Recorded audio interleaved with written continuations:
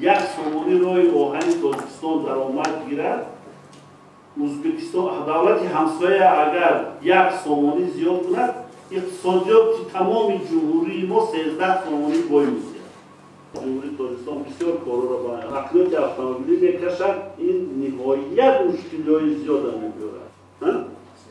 13 میلیون 3 منطقه داره، همین 3 منطقه بین خودشون با روی هم پیوست نیستند. با جمهوری خلقی خیتای نسبت اعضای فرمان مواجه شده و با دولت همسایه ازبکستان در مجموع ما 8 تا گذرگاه داریم و 4 تا این فعال است.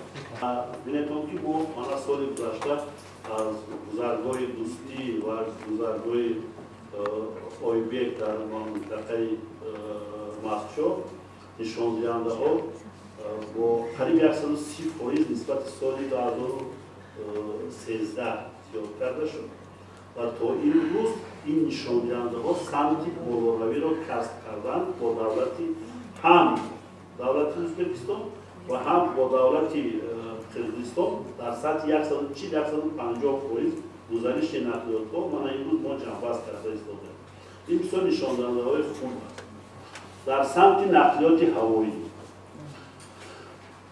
در مجموع ما با 18 دولت دنیا شرمنامه‌های مناسبت‌های بین‌المللی عاید نقلیات هوایی داریم، از آن جمله با دولت ازبکستان و از طرف تاجیکستان یگان مانع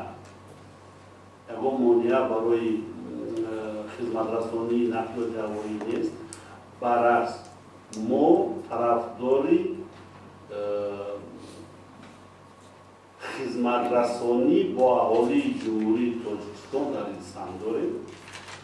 من شخصا از نام خودم مکتوب با وزیر نقلیات جمهوری همسایه فرستادم عاید واخوری و حل این مسئله ها. متاسفانه تا امروز ما یگان جواب نگرفتیم. فکر می‌کنم که این در کاربری است و ما روزی 28 در استانبول ترکیه واخوری داریم با دولت با وزیران نقلیاتی دولت‌های کلاسیک و فکر می‌کنم که این مسئله یکی از مسائل اساسی واخوری من با وزیر نقلیات دولت همسایه باید بشود. وزارت نقلیات جمهوری تاجیکستان آماده است این مسئله را با طور دوستی حل کند و ما آماده هستیم و آمادگی خودمان در تمام سطحی که نباشد ابراز کردیم.